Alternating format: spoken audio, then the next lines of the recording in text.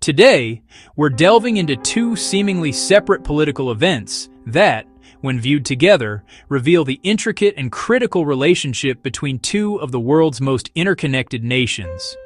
We're talking about Mexico and the United States. On one side, a shocking public incident involving Mexico's new president raises profound questions about security, leadership, and a nation's struggle with gender-based violence. On the other, a series of surprising election results in the U.S. signal potential shifts in policy that will directly impact their southern neighbor. Why do these stories matter together? Because the stability, policies, and public trust in each country create ripple effects that are felt across the border, influencing everything from trade and economic prosperity to the deeply human issues of migration and security. Let's break it down. We begin in Mexico City. President Claudia Sheinbaum, in the early days of her historic presidency, was engaging with the public near the National Palace, continuing a style of accessible leadership favored by her predecessor. It was during this walkabout that the situation took an alarming turn. A man, later identified by authorities, managed to breach the light security perimeter, approaching the president from behind.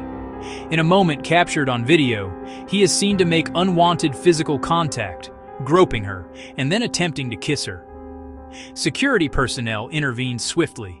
Initial reports from the Secretariat of Citizen Security indicated the man appeared to be intoxicated. He was immediately taken into custody and later formally arrested. In the hours that followed, President Sheinbaum's office confirmed she was unharmed but resolute. She announced her intention to press formal charges. She clarified that this decision was not just for herself, but to send an unequivocal message about the pervasiveness of gender-based violence in Mexico.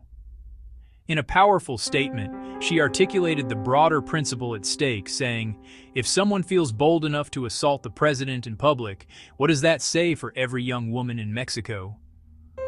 Her words resonated deeply in a country where femicide and violence against women are persistent national crises. This incident, while a personal violation, was immediately framed as a matter of public and symbolic importance. The assault also ignited a fierce national debate about her security protocol.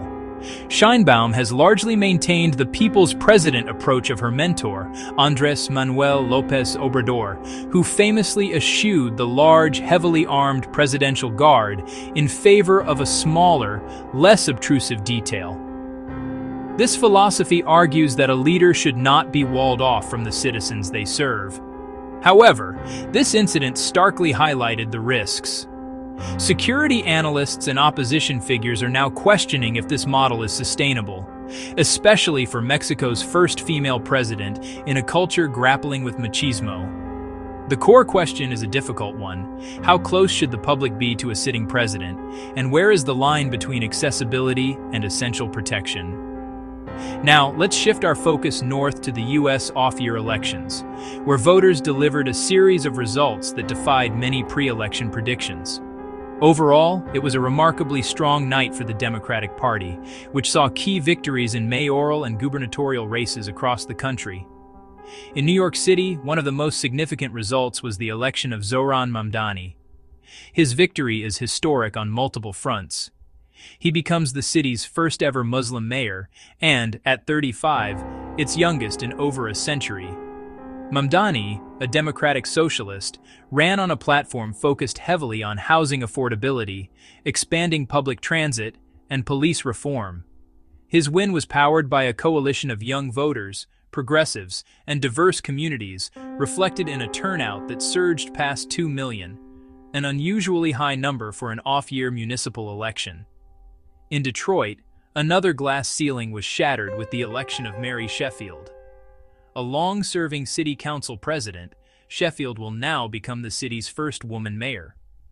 Her campaign centered on neighborhood revitalization, job creation in the post-industrial economy, and addressing systemic inequality in the majority black city. The trend of female leadership breaking through continued in Virginia, where Democrat Abigail Spanberger won the governorship. A former CIA officer representing a moderate swing district in Congress, Spanberger's victory makes her the state's first female governor. Her win was part of a larger Democratic sweep of the other statewide offices, consolidating the party's power in a state that has become increasingly blue.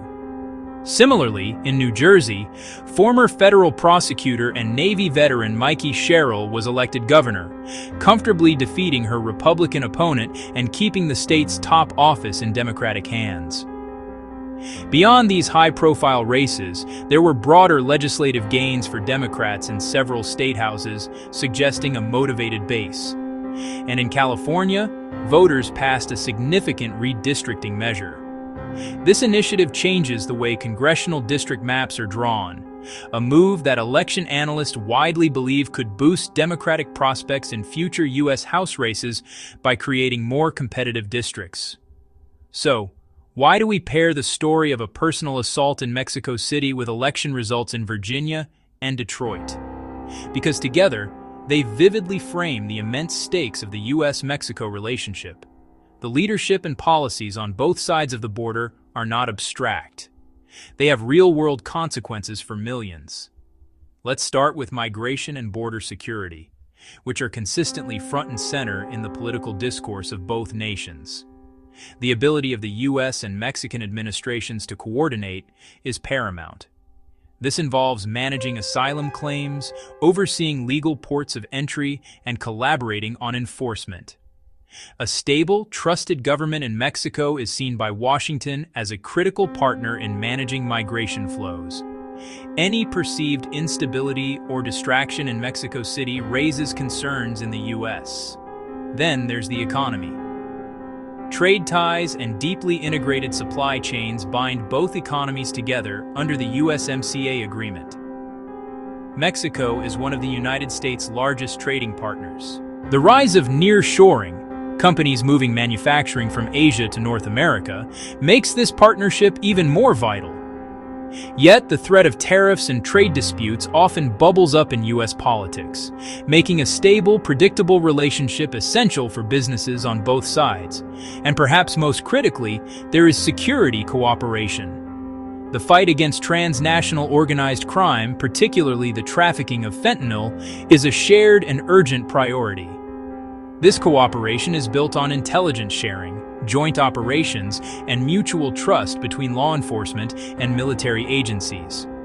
That trust depends entirely on stable, reliable leadership and public confidence in the rule of law on both sides of the border.